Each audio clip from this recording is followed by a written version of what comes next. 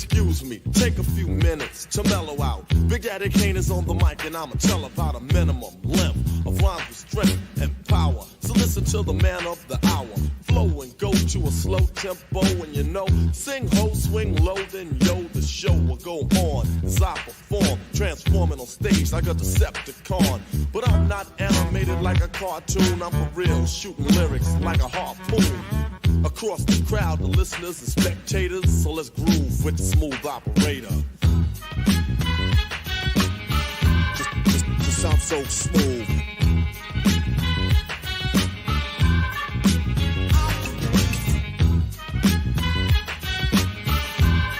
Just sound so smooth.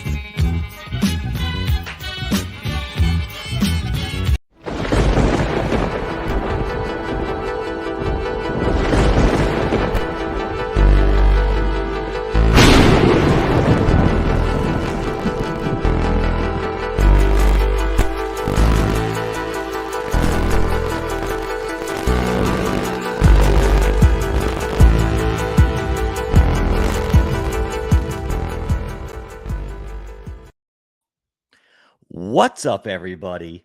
KG here, coming at you with a very exciting live stream this evening. It is 10 p.m. here in Texas, and I am excited for this one because there was a lot of buzz stirring around this topic. What is ETHPOW? Who is KyberSwap? Where did these people come from? What is this technology? I was very fortunate to get in contact with a core member of the Kyber Swap team.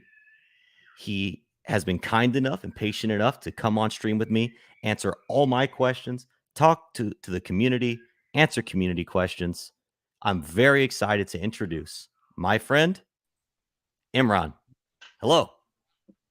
Hello, KG. Hi, guys. Thanks for having me here. Hey, thank you for being here. How are you doing today? I'm doing great. It's 11 a.m. where I am, which is in Singapore. Very cool. Opposite. We're completely opposite. You are exactly 11 hours. Yeah. So, but hey, I've got kids, so I always stay up late anyways. I'm always up. Got it. Same here. Oh, you have kids too? Yeah, 2. Oh, so you get it. You get it. I have 2 myself. Yeah, I get it. Oh, awesome. Drop a comment if you have 2 kids, guys. Yeah. Drop a comment. Drop a money bag sign. If you have 2 kids, drop the money bags. Let's go ahead and say hello to chat real quick. Hey, Corey. Hey, appreciate it. I guess I just hit 1K subs. Nice. Very Jawa, nice. Welcome. Thank you for dropping that. Marco, hello. Everybody else. Oh, here we go. 2 kids. They are going to bed right now. Joe Blau. Let's go. Very cool.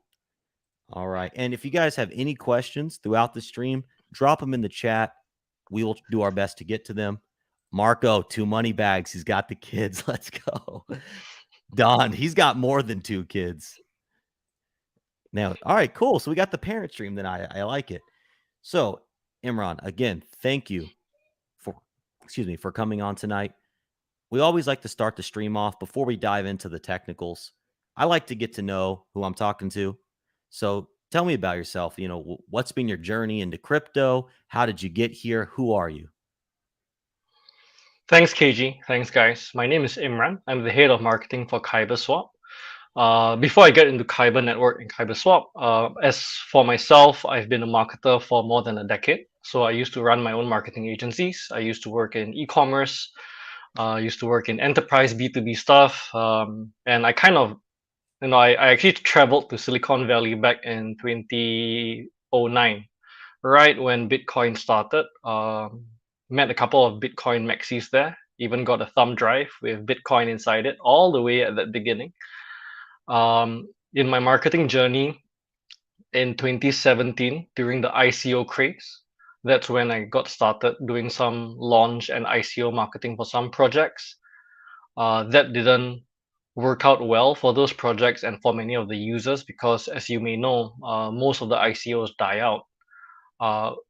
But that really got me into the industry, really excited about it. But more importantly, wanting to align with projects, people, and teams that would really be working to solve problems long term. So I think we had this topic about family and kids, and I think why I'm here in the space, why I'm really excited by it, is because I think DeFi is really about building a future where everyone has access, everyone has freedom, everyone has control over their assets. I think that's not the case today, right? So, like a bank might come to you and say, you cannot open an account with us, you cannot have access to a loan, you cannot have access to an investment class, or you might not even have access to your bank account funds if you don't agree with a particular stance of a government, for example, right? So I think we've seen this way too many times, and I think it's very clear that there is very strong demand for DeFi and its innovations. Like,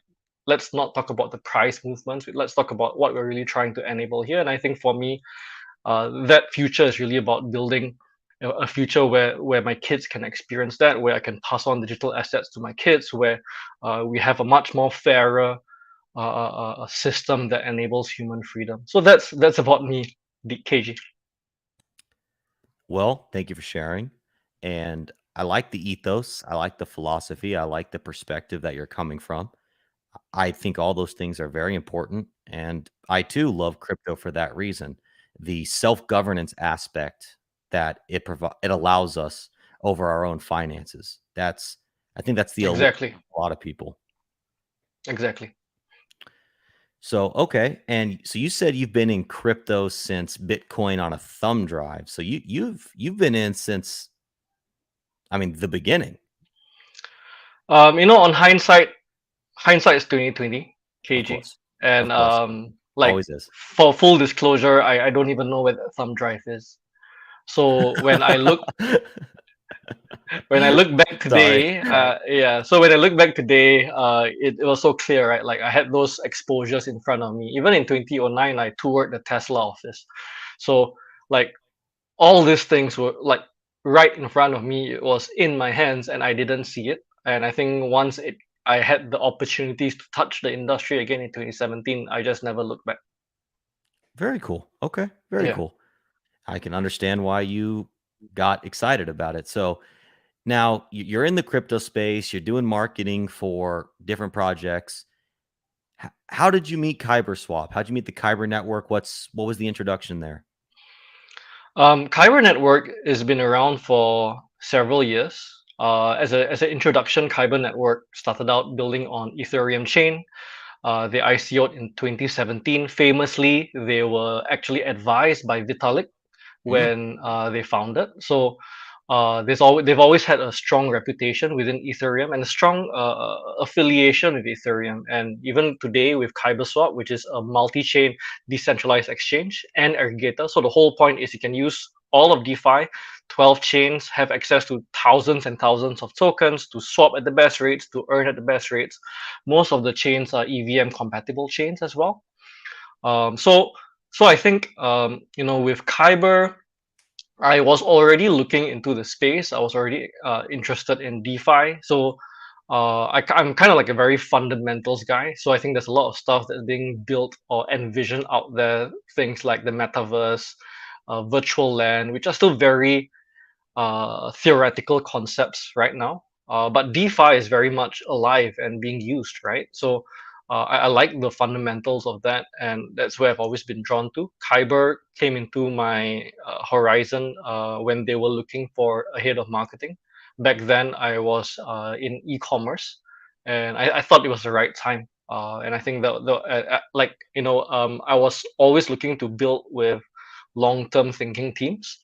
And when I did my due diligence, I mean, you can say whatever you want of Kyber, but I could not find anything against their reputation, their values, their ethics, the promises that they make to market and the users. And I think that was super important because, yeah, sure, we can make mistakes, but we always do our best and we always do what we feel is right for the users. So if you could expand on that a little bit, assuming that I don't know what you're talking about, what do you mean by when you say what you just said there? When we're saying doing the best by users, what we mean here is that if you look at the ethos of DeFi, it's about providing access control. So the focus for us is providing access to as many tokens, assets, chains in crypto. I think if you look at DeFi right now, it's still very siloed, right? Siloed by blockchain, siloed by ecosystems. And I think the logical future is multi-chain. The Mhm. logical future is interoperability. I think the next billion users that come in will come in not because they are degens or geeks or technically savvy, is because platforms like ours will enable them to come in and not worry about gas fees and which chain I'm on, am I using the right smart contract, so on and so forth, right? So I think in the long term, we will need to see a movement towards where products are really intuitive, simple to use, fast, easy, and that's really our vision, to make DeFi easy, fast, safe, and accessible and rewarding for all. Okay. And then you also said in before that answer, you said say what you will about Kyber. So Yeah, that leads me to believe there are negative things to say. And again, I'm an unbiased individual, so asking for informational purposes. yeah.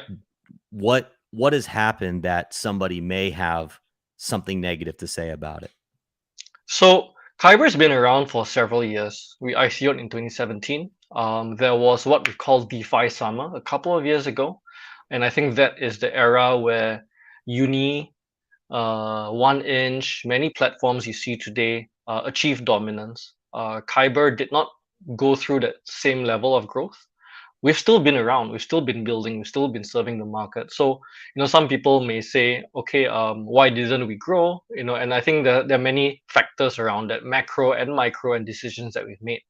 But one of the things that we always focus on is user safety, security. For example, there were many times where people ship a product and they ship it too early. They don't do the smart contract audits. They don't think about the security issues. And for us, I think that's always been our first constraint, to make sure that we always ship something when we research, when we build it, when we test it internally, when we audit it. So everything that we do is smart contract audited, so on and so forth. So I think that's where people might have something to say, even when we with the topic that we have today, which is Ethereum proof of work, proof of stake.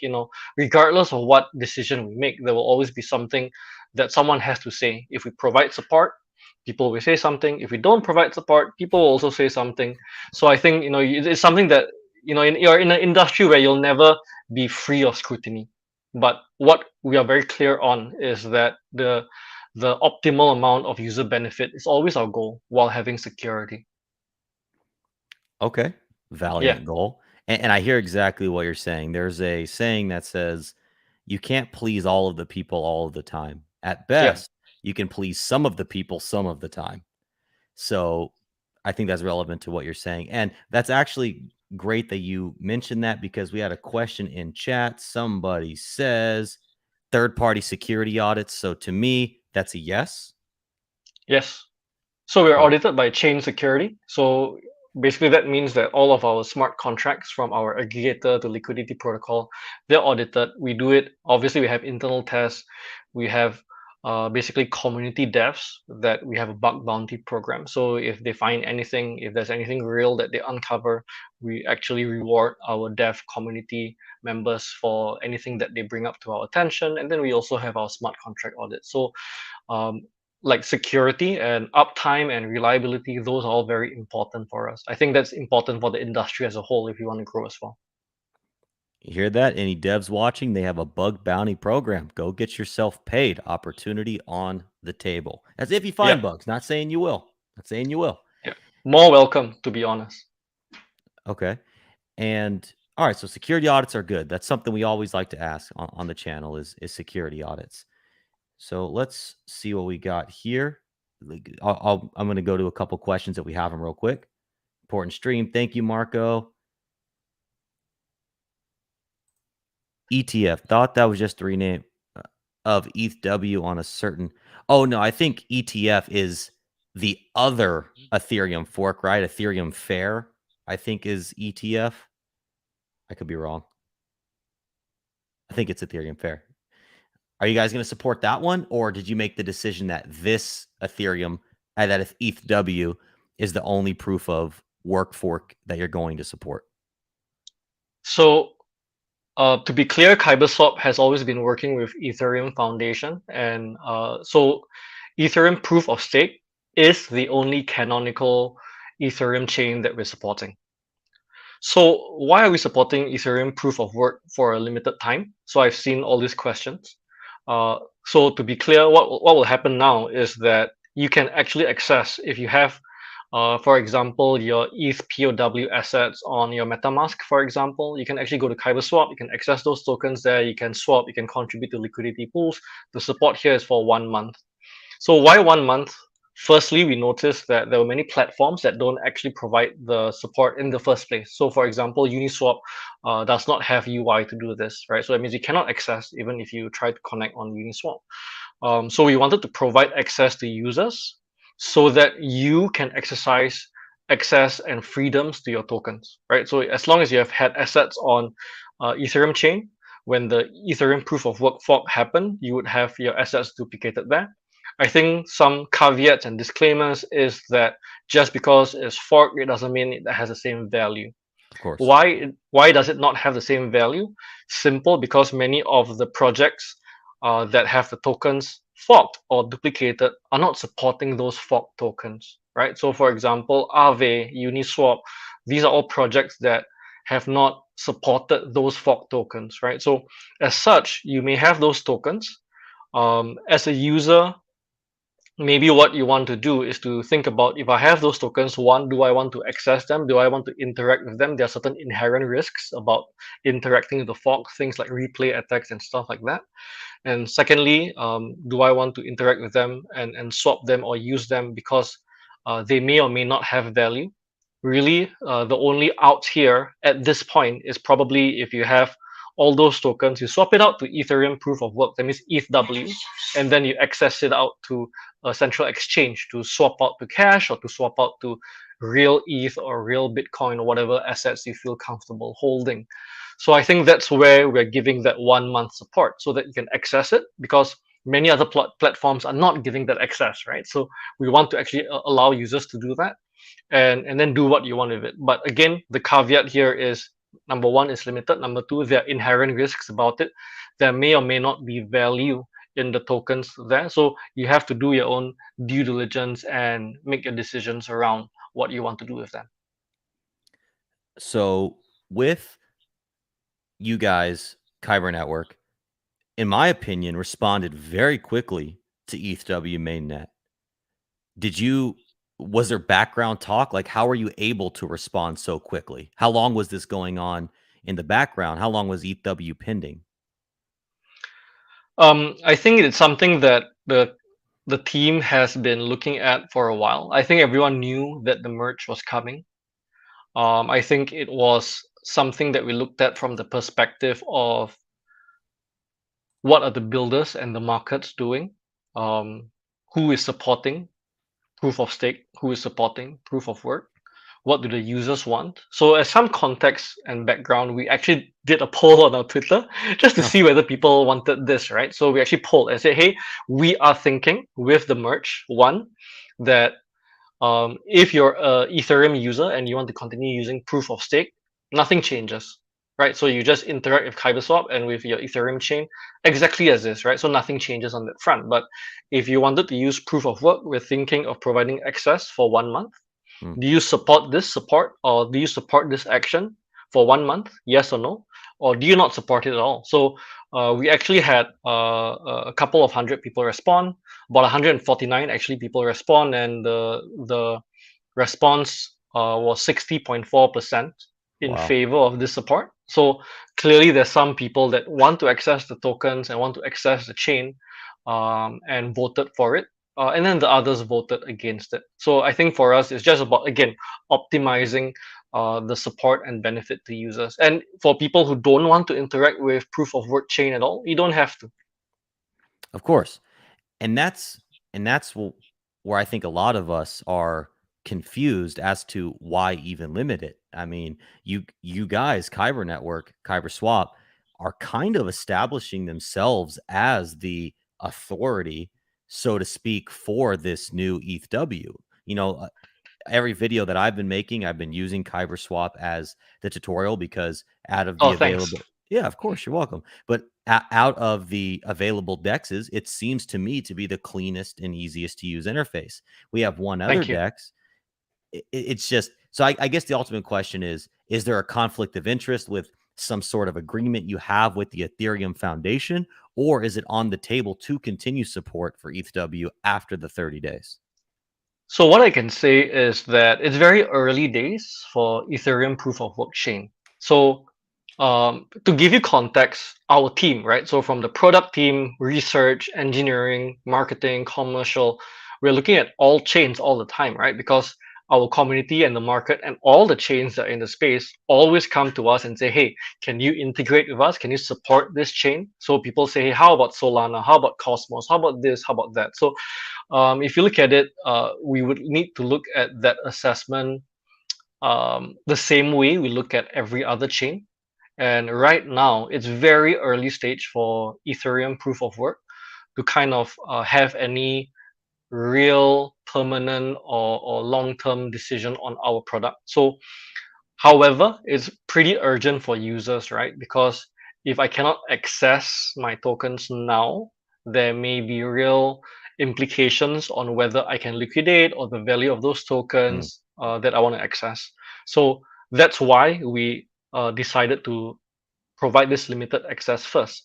Will we support or not support? I think it's too early to say. Right now, what I can say is we do not have plans as of yet to continue to support or even look at proof of work as a long-term chain to work with. But that may change, right? So I think same thing as any other decision, the conditions may change, and if there is proof of activity, builders, projects, users that show short, mid, long term, I think that's something that we could consider in the future.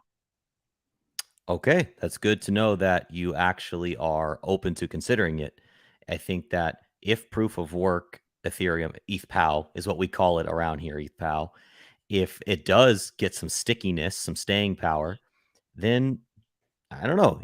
I could see benefits to having this place that people are already going and kind of training themselves is the access point, which leads me to the next question. You use that word canonical.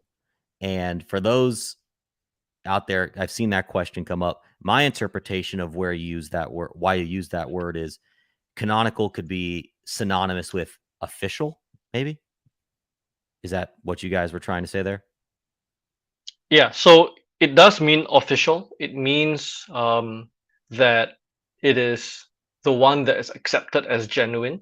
Gotcha. And I think the reason why is that by and large, the Ethereum Foundation and the projects that are building on Ethereum have accepted that as the genuine chain, right? So I think the thing about smart contracts is that you can fork it as many times as you want, but it doesn't mean that you'll have support on it. It doesn't Sure. mean that builders will build on it. It doesn't mean that there is real value to it or activity on it, right? So I think the real value, let's not talk about the short-term price volatility and movements. Sure. It's really going down to whether the projects and the builders go down on it or build it, right? So if let's say you look at what is the value of a stable coin on a certain chain, a lot of it goes down to whether there's collateral backed on it.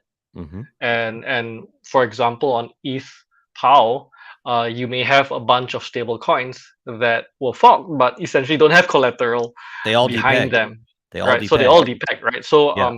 so I think those are the caveats and disclaimers that we want users to be aware of, right? So if you want to interact with it, just understand that a forked stable coin on ETHPOW will not hold its back, does not have the collateral or the backing of the project, and you really have to exercise your due diligence in order to make sure that you're not making the wrong moves or not interacting with the wrong token. Sure. Absolutely. Yeah. And for those watching, if be careful of these scam tokens that could possibly pop up on ETHPOW. If you want the forked contract address for any token you're operating with or interacting with, it is the same address that existed on Ethereum mainnet at the time of the fork. It's the same contract address. Good point, KG. Thank you. So let's dive into a few more questions here. Yep. Don says, "What's the bug bounty payout?" Good question. I don't actually have the payout tiers here. I'm not sure whether it's even public, but typically we would have a certain by level severity, vulnerability, and then the engineering team will discuss directly. It's not even a commercial decision. The engineering team will deal directly with the dev and award. But I know that it's been ranging from a few hundred to thousands of US dollars worth of payouts each time. Okay. The very fact you have one, I think, is powerful in and of itself. Marco, yeah, I thought ETF was a change name or name change. There is another proof of work fork called Ethereum Fair, and I cannot speak to it at all. I just know that their ticker is ETF. Gina Meinhardt says, "Are the audits available?" Yes, To they view. are. Okay. So you can Google chain security Kyber Swap, and you'll find that the audits documents, the audit reports are public, and you can read them. So feel free. Quick Google search. Chain security, KyberSwap Classic, Elastic. Yeah. So Classic and Elastic are our two different liquidity protocols. Okay.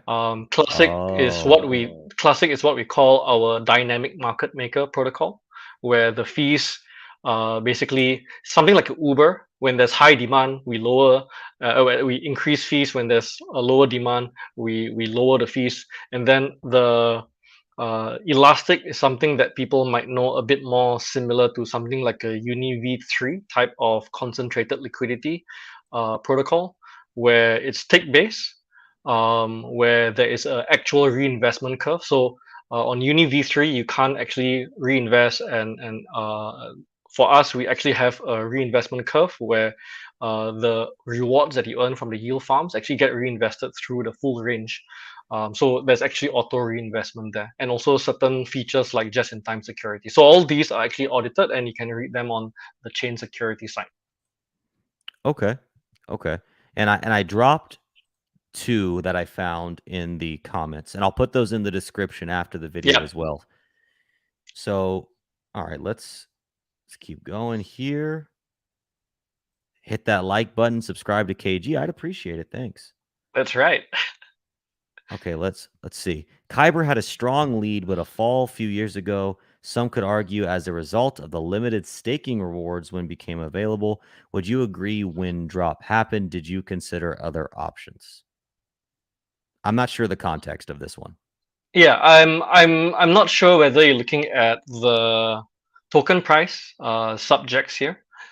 I think for us, if you look at what CZ of Binance says, don't think about your token price. Build a product that people use, and I think that's really our core focus, right? So, like for example, just like this few hours ago, ETH, Bitcoin, even KNC dumped, right, in terms of price, and sure, I think people might be scared if they're only looking at short-term trading, which is fine if you're a trader. But for us as a business, as a project, as a team, our focus is 100% building out a product that users use, that provides benefit. And I think the long-term value will show there. With regard to staking, farming, liquidity pools, and all that, I invite you to go to KyberSwap.com. We actually have some really cool yield farms right now going on with Lido Finance, with Banky Finance. You'll see it on Polygon, upcoming on Arbitrum and Optimism Chain. You'll see it on Avalanche Chain. People ask after the merge, what would I do with my Ethereum assets? You might want to use some Lido stake ETH, farm, get some liquidity pool fees, and then get some yield farm rewards from KyberSwap and Lido Finance. Lido Finance is probably the biggest DeFi protocol out there with liquid staking. Okay, so let's actually dive into that a little bit. You have the Sure. KNC token. Yes. What do I do with it? So the KNC token is our native utility token. There's a few things you could do with it. You can actually go to a Kyber DAO. Kyber DAO is the DAO that governs KNC issuance, what we do with the project. People can actually come up with any proposals. What do we do with KNC? What do we do with Kyber? Propose new ideas, projects, initiatives, and that's been operating for several years now. The other thing that you might want to look at with KNC is that you could go to a partner like Qidao. I think on Aave now they're also having the proposal to use KNC as collateral. What Okay. this means is that you can hold KNC if you believe KNC is going to appreciate in future. If you like that idea, you can hold KNC. You can use that as collateral to get some. For example, with Qidao, you get Mai, which is their stable coin. You can use Mai and then with KNC farm it on KyberSwap, and you get rewards from the yield farms in KNC and Mai, and then you can take that KNC and get Mai again using the KNC as collateral. So that's what we call a degen loop, right? So Okay. essentially, if you're adept enough at it, you can actually create quite interesting cash flow from such initiatives. So that's where we are trying to look at more usage for KNC as collateral, as other ways to participate in governance and interact and integrate with other projects. Okay. Normally, I would want to deep dive into the tokenomics, ask you a bunch of tokenomic questions, but I am going to put a pin in that because I do want to get to some more questions. If we have a little more time at the end, I'd like to circle back. I am a tokenomics guy and I do want to hear about it, but I want to make Sure, sure that everybody gets their ETHPOW questions out of the way first. sure, no problem. All right. King Sheba basically says, I have a project, want to work with partnership. Do you guys have some sort of method to contact you? Is Twitter the best? If Yeah. So oh, you can connect with us on all our channels. So if you go to our website, you can fill up a contact form. You can obviously reach out to any of the team members like myself. You can go to our Twitter and Discords. But essentially, our team is looking at all these channels 24/7. We have tons of requests from all projects on all the chains that we work with. So we try to do our best to talk to everyone. But in short, if you're a project that wants to grow your project, grow your exposure, grow your token usage, you can look at being hosting your liquidity with us. You can look at using our aggregator as your in-app swap. You can mm, look at ways to integrate KNC with your project. And then we can do some cool stuff together like AMAs, we can do trading campaigns, we can do yield farming campaigns. So I think the sky's the limit with partnerships. and as far as in-app swap, you're talking about like if somebody had a wallet or something like that. Exactly. So we have some of the tools out there. If you ever heard of trading interfaces like DEX tools Of or course. Roam Terminal, these guys, when you swap in DEX tools, you're using KyberSwap's aggregator. Oh, really? Why do they use KyberSwap aggregator? Because we give you the best rates on chain, right? So why would you want to pay more? And I think that goes down to our real benefit again, right? So if you're using multiple chains, uh, what people might end up doing is checking on different platforms. I want to swap, for example, 100 ETH to USDC. Um, if you look at the swap rates, you could try to shop around. By large, most of the time, you would find that you get the best rates on KyberSwap because one, we have integrated all the DEXs on all of these platforms. Number two, we don't actually take an aggregator fee. So what this means is even if we route the trade to dynamically to other DEXs, we don't actually take a cut on top of that. Oh, wow. And again, the whole point here is we want to maximize user benefits here. So you don't have to shop around. You have peace of mind about getting the best swap rates, and just really making it a very efficient protocol. So people at DEX Tools, O3 Wallet, GameFi platforms like PegXC on Polygon, they actually use us for their in-app swaps because it's efficient. That's interesting. So you yourself are a DEX aggregator and a DEX. Would That's that right. not would that not be like passing to the competition to some extent? Yeah, I think it works both ways. So I think for people who are traders, if I'm a trader, like honestly, I just want the best rate, right? Mm, So that's what we want to pass on to our users who are swapping.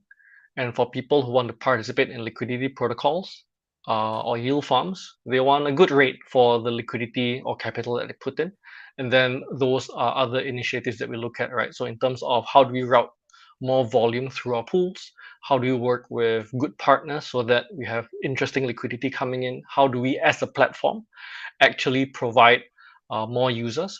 For example, if I'm a liquidity provider today, the fact that I have all these other platforms using the KyberSwap aggregator is great because that's more volume routing through my pools and I get more returns.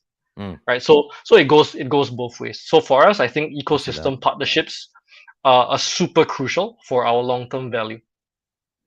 Okay, fair enough. And fair enough. It's better to provide the user the tool than That's to right. have them go somewhere else and never come back. Yes. I see. And I'm not going to deep dive into this right now, but we're actually Sure. building a wallet. So that's the perspective I was asking that question from. So Awesome. we'll Yeah. definitely be reaching out to talk about that a little more. Sure. Thank you. All right. So Gina, says after the 1 month, will it left unsupported by Kyber Network, or does the entire thing will go? We kind of answered that, Gina. They're open to continue support, but the second part of her question is great. Would there be risks to having liquidity or a liquidity pool in there after the 1 month if you choose to stop supporting ETHW? What happens to the liquidity Okay. pools? So great question, Gina. If you look at the pools that are existing now in ETHPOW, so for example, Uniswap might say, hey, we don't support ETHPOW, but there is a fork of Uniswap on ETHPOW now, Mm, and their liquidity pools are there. It's just that retail users cannot access those pools.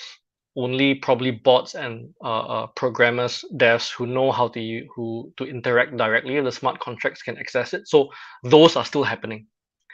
So after the 1 month, technically you could still access KyberSwap pools, but you need to actually know how to interact directly with the smart contracts. It's not going to be on our UI. So that's why we are giving out this warning, because by and large, for retail users, you won't be able to access it after unless you know how to interact directly with the smart contracts. So I think the fair warning is to provide that timeline, and just to understand that's going to be a lot of this activity down there, right? So what's happening is if there isn't enough activity, builder, volume, liquidity, many of those pools may end up one-sided because people might just be trying to cash out into ETHPOW or of course. ETHW tokens, and then the pools might end up being inactive. Might be hard to withdraw liquidity, or if you want to withdraw or you want to swap, you might end up really affecting the price that you're getting. So just have to be aware of all of this. So our recommendation, or if I was a user, I would probably, if I wanted to interact with my ETHPOW assets, um, I personally would probably just try to liquidate and withdraw as soon as possible, because I don't want to play with the timeline and risk not accessing my tokens again after that 1 month. But again, everyone will have a different approach. Sure. So I have a question following up there, and this is something Sure, that I don't quite understand. sure. So the fork happens, Uniswap, their pools got forked. How did forked assets end up in your pools? Was it oh, I get it. Okay. I answered my own question. Is it because there was already liquidity being provided on Ethereum mainnet through your pools on Ethereum? Is that it? That's right. Okay. Sorry. As I was Yeah, asking the question, it perfect. clicked. Yeah, All right. Fair enough. Let's see what other questions. Wow. Chat's going off. All right. Good work, chat. I appreciate all the questions, guys. Here's another good question. So, what is up with the prices? Yeah, I was seeing ETHW at like 16,000. They're seeing it at 28,000. Yeah. And even the assets you're swapping into, the prices are, in my opinion, obviously not representative of what they actually are. Yeah, so I think that's part of the chaos that's happening now as a new chain. And two, with the tokens not either being supported or, let's say the value, let's say the dollar here, would be if I wanted to swap into, let's say, a stable coin, like a fork version of USDT or USDC. Again, we know that the tokens do not hold their peg, right? So what you end up happening is that the values start fluctuating wildly, again, because people are trying to liquidate all their other tokens, all my other fork tokens into ETHW. So naturally, within that fishbowl, the ETHW value is going to go up because everyone's trying to buy it so that they can liquidate it out. So I think just to be aware of that. But again, once you bring your ETHW out into the central exchange to try to liquidate, then there's going to be another value there. So it's still very, very early days. I think right now things that you have on many chains that are mature, like price oracles and all that, probably aren't there yet. Things like Chainlink and all that. So you might see wildly fluctuating prices of ETHW and other tokens depending on the pools and platforms that you're looking at on ETHPOW as well. So just be aware of these issues. I think for some people, they might see it as maybe potentially arbitrage opportunities as well. But again, it could be super risky. And it probably is super risky. So if you're not an expert, either do a lot more research, study up, and or play around with money that if you lost every single penny of it, it wouldn't impact your life in a negative way at all, because this is the wild west of crypto happening right here. Anything can happen. Is the bug bounty program? We talked about that.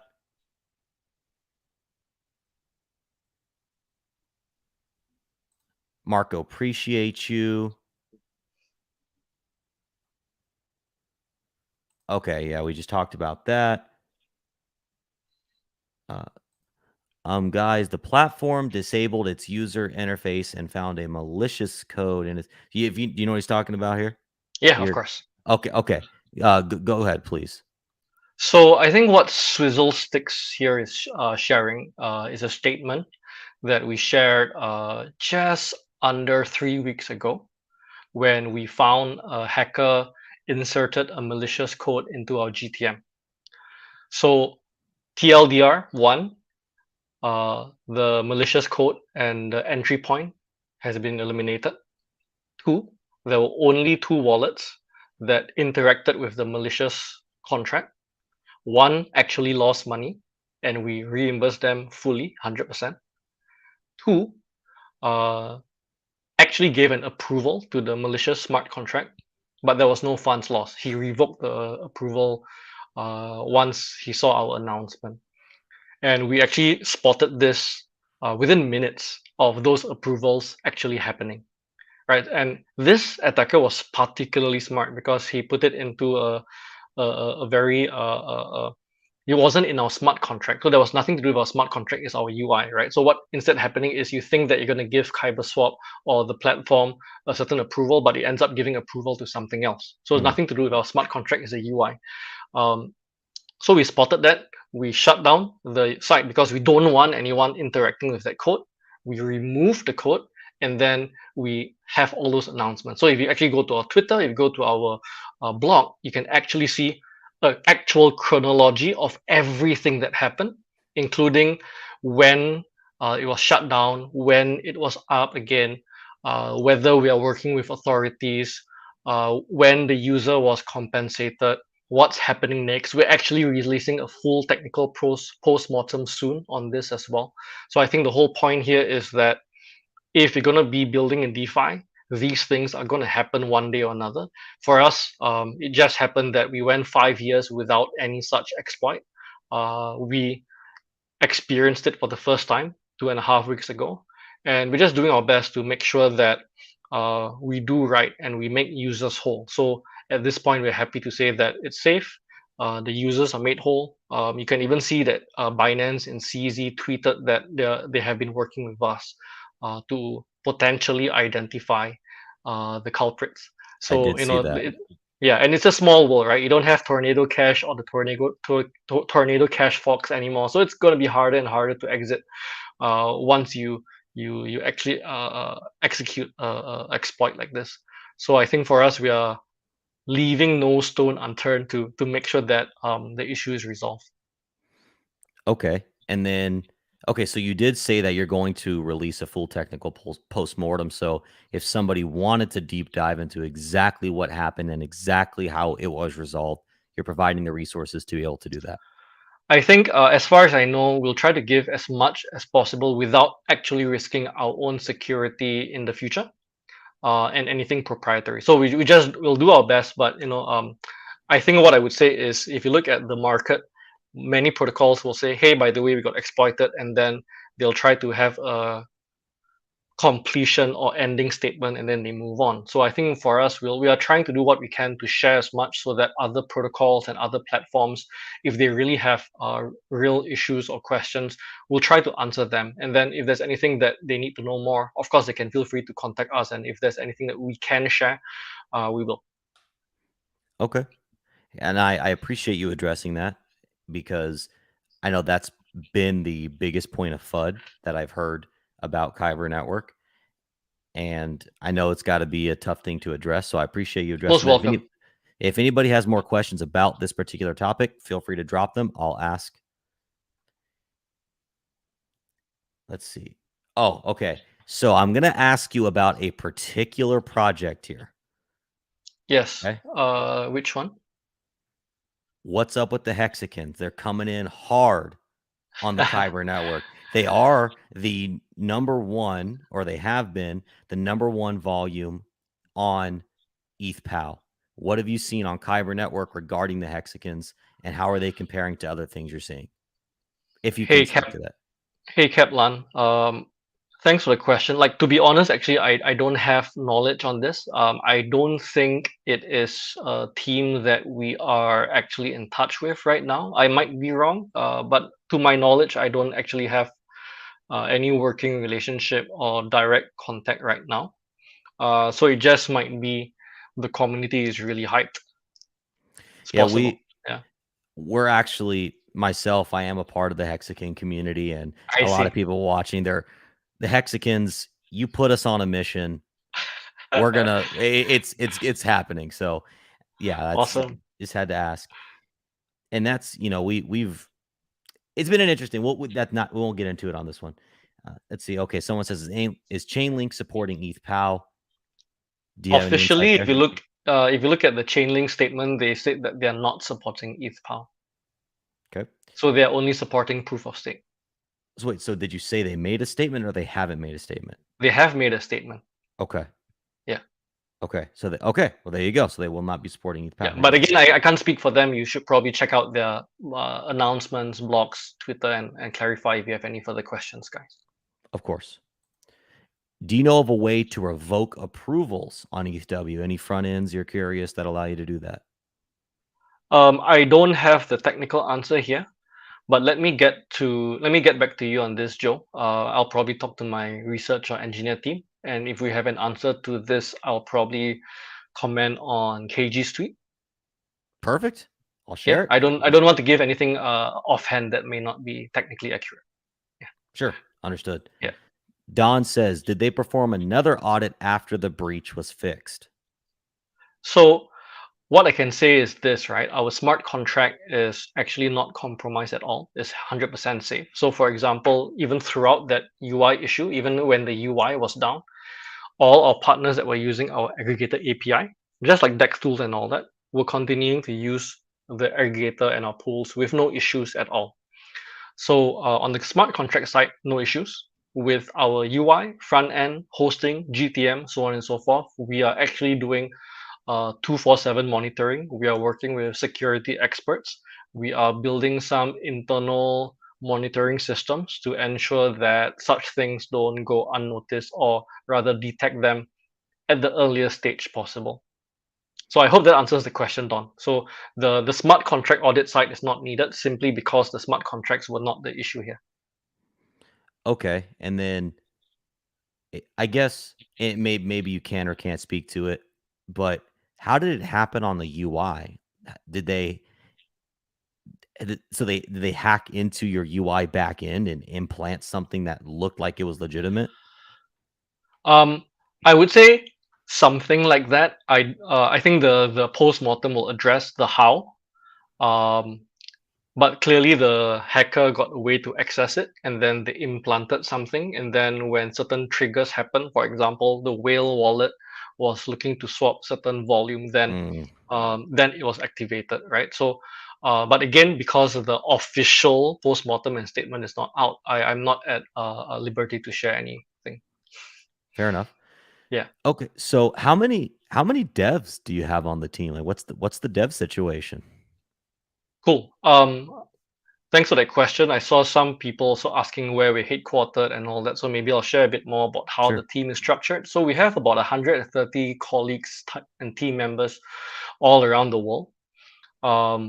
As you may imagine, we are very dev heavy.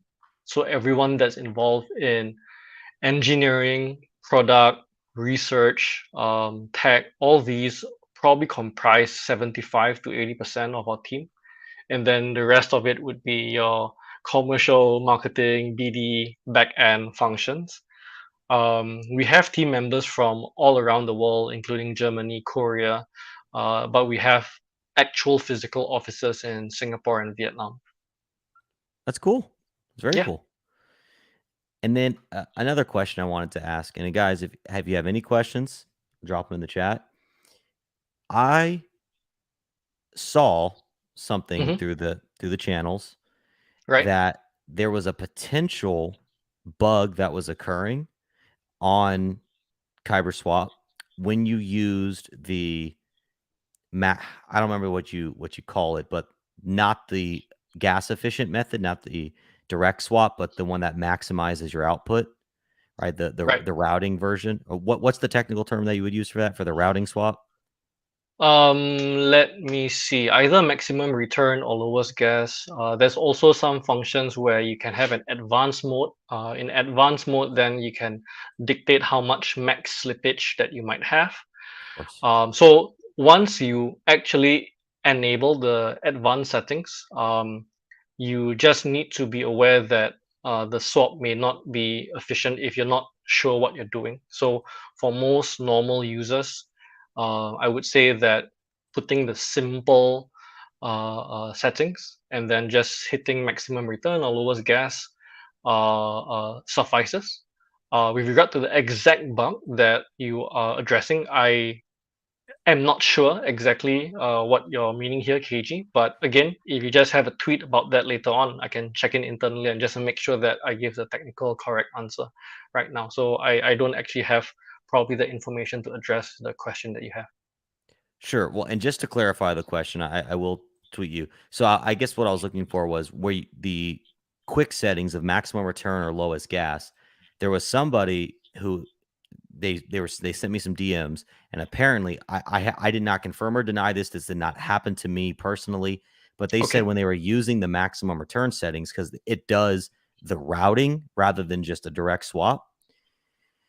Yes. Apparently, they ended up with fake stable coins or something happened, and it could have been user error. I don't know. I just didn't know if you were aware of anything like that and if you could speak to it. So what we notice is that yes, indeed, there are people out there in DeFi that are putting out, let's say, some fake stable coins. In some cases, for example, we've held certain trading campaigns where there's certain volume-based activity, and then people start doing wash trading with dodgy fake stable coins and stuff like that. So you might start seeing all these fake coins out there. So on our side, if we actually see users interacting that way, we do our best to either limit or even ban those wallets from interacting. But again, if any users have any cause of concern, that means I feel that I've swapped and I lost funds, I got the wrong kind of token, and it is the fault of the interface or the protocol, feel free to DM us because we actually have the support channels for that. And if it's really something that happened on our back end or our interface that affected it, we will look into it. And tip two, typically, we will look to compensate if it's relevant or it's indeed something that is appropriate. So Okay. yeah, please write to us, write to our team. Yeah, and I'll send these to you because what they were saying was they were trying to swap into hex, and then apparently Okay, through that routing channel, okay, they ended up not getting hex, and they got these stable coins instead. I see. Okay. So So again, we have to look at the transaction hashes and actually diagnose to take a look at the case by case. Yeah. of course, okay. Yeah. And then I don't know how much time you have left, but I want to be respectful of your time. Sure. So what I would like to dive into a little bit is, and if you have to go, please let me know. Sure. I can Uh, spend some time. Yeah. okay, I would like to know ETHPOW. Yes. Obviously, you guys are still on the fence about, are we going to continue to support this chain long term or not? What do you know, being on this side of the industry? What do you know about the team? What what do you know about it that maybe us being out here on this side, just on the front facing, we may never see or know? Can you shed any insight on the back end team type stuff?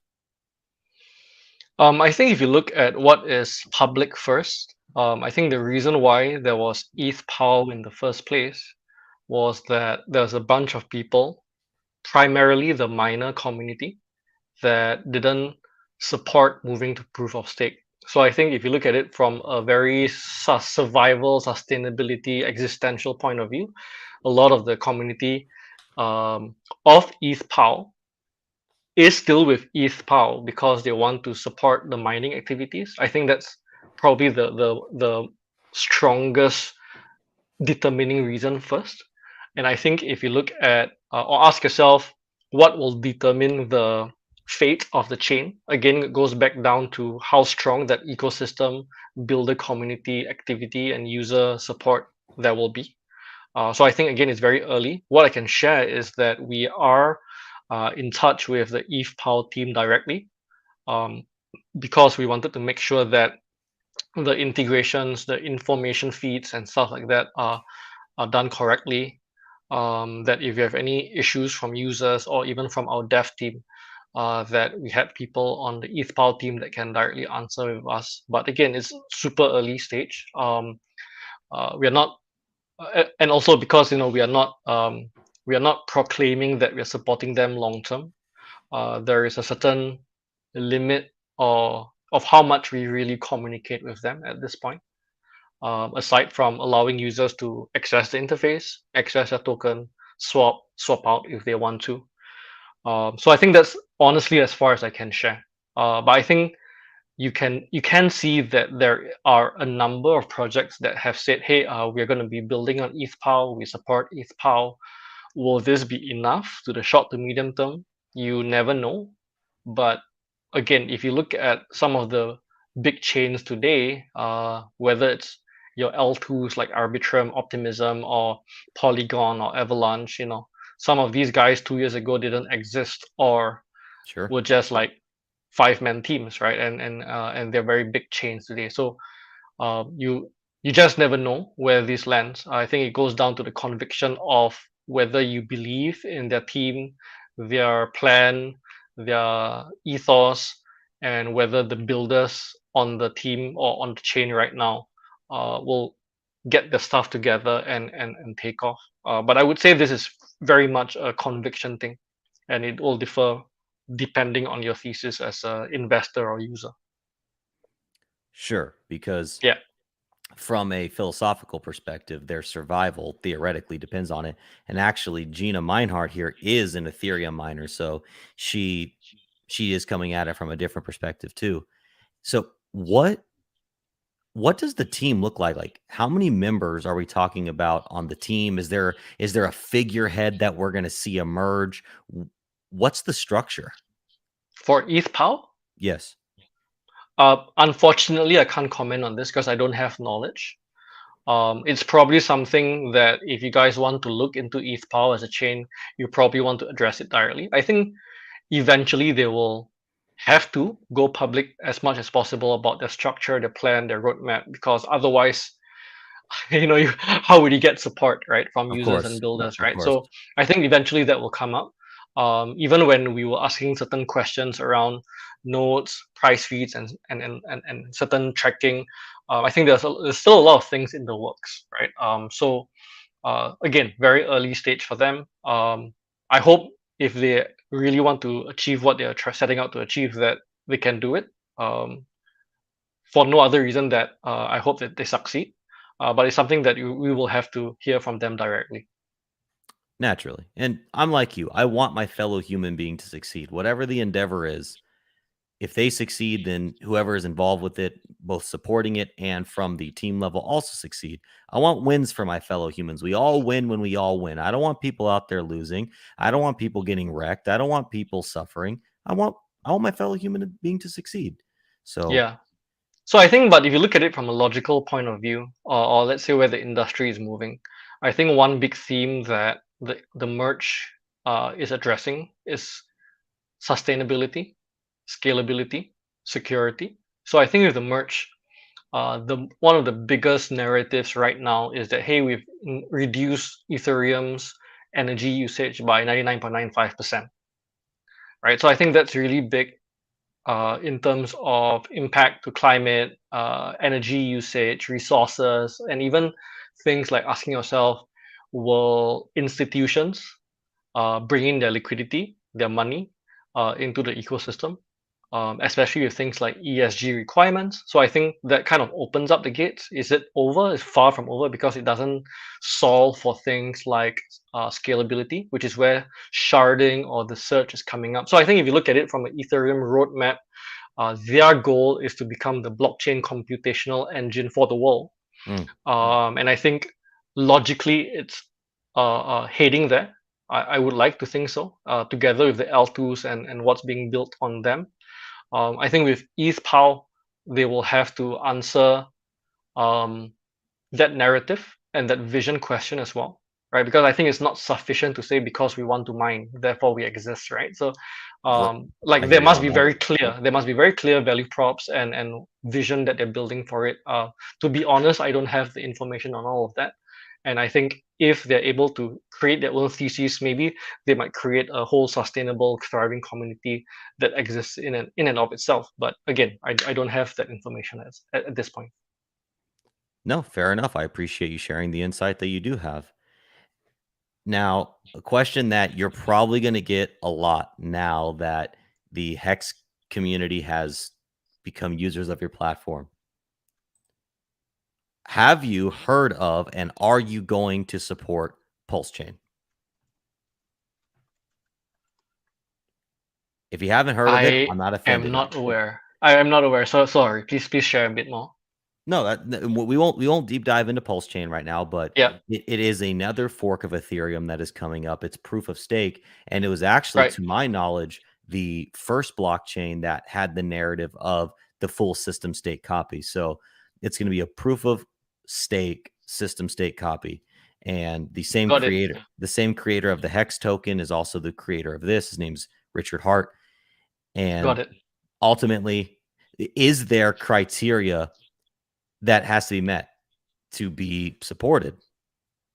Okay, great question. So, um, if you look at KyberSwap today, we support 12 chains.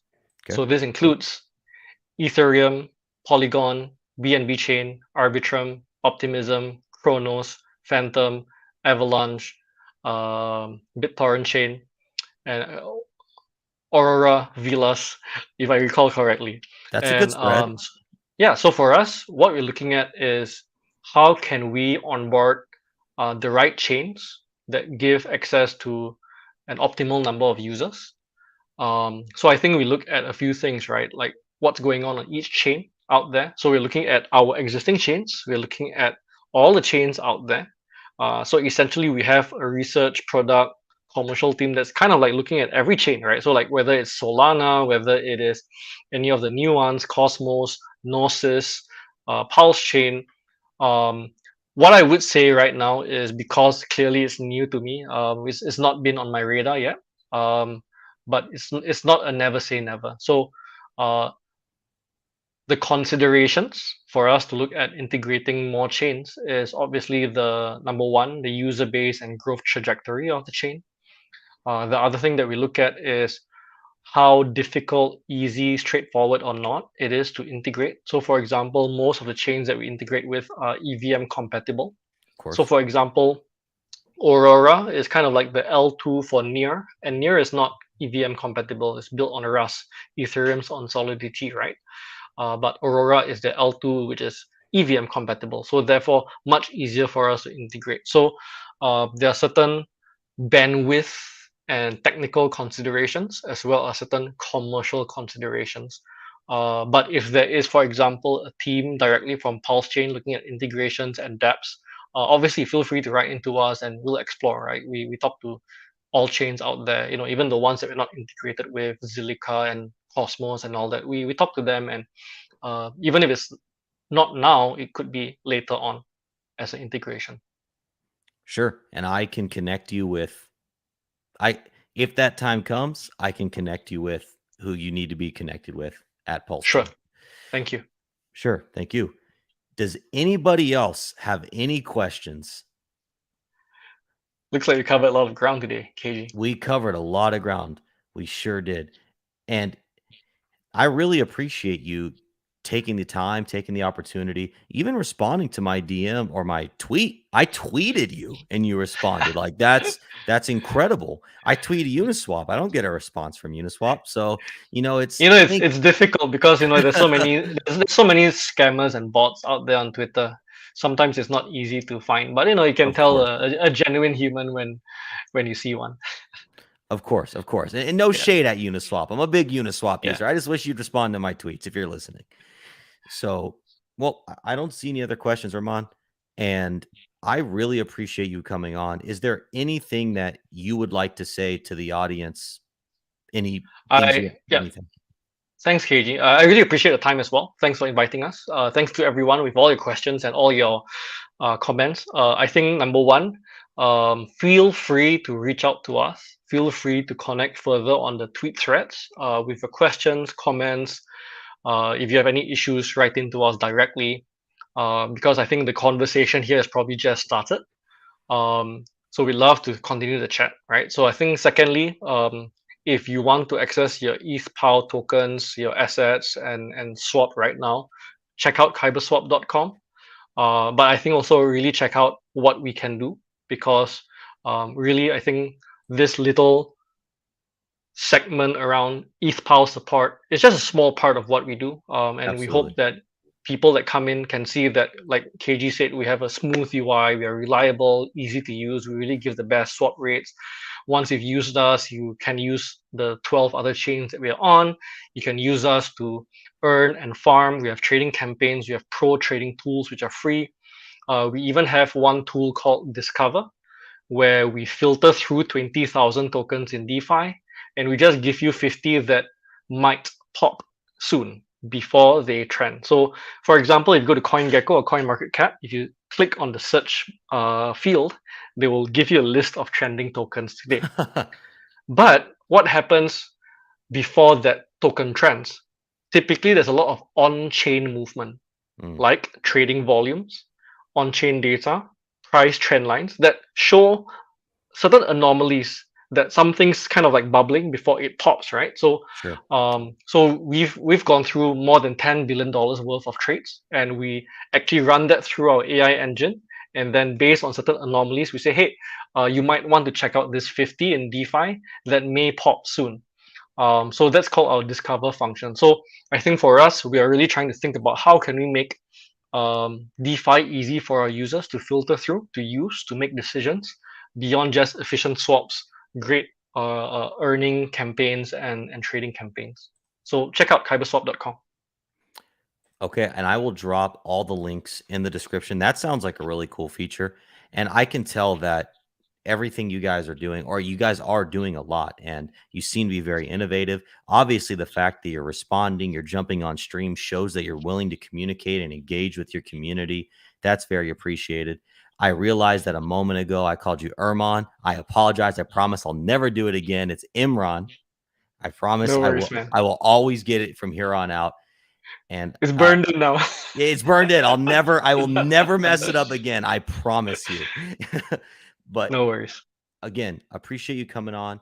I am going to stay on for just a few more minutes after you. You're welcome to hang out in the green room for a minute, or we can catch up later.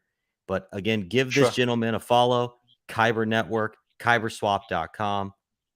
Appreciate your time. Thank you, guys. Thank you, KG. See you soon. Bye. All right, everybody, what a stream today. We are getting into the alpha.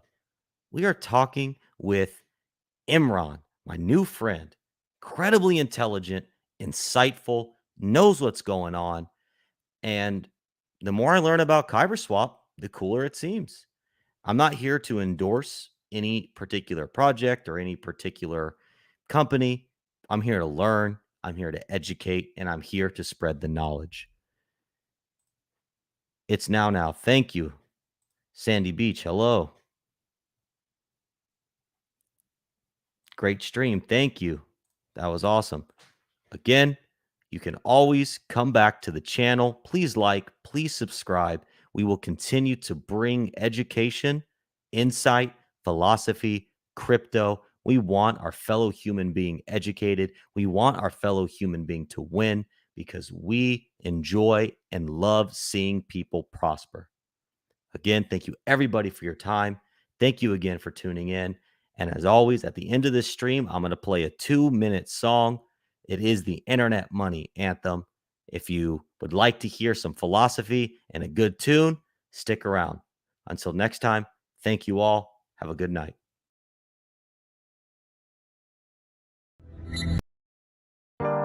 What is cryptocurrency? Cryptocurrency is more than just money.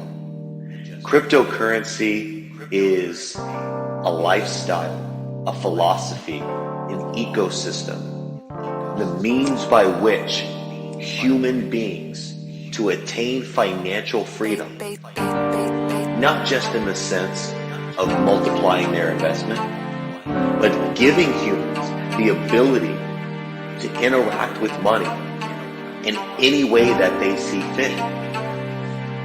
And if that way doesn't already exist, that's the beauty of crypto, is you can create it. And that's what we've done here. Internet money is the future.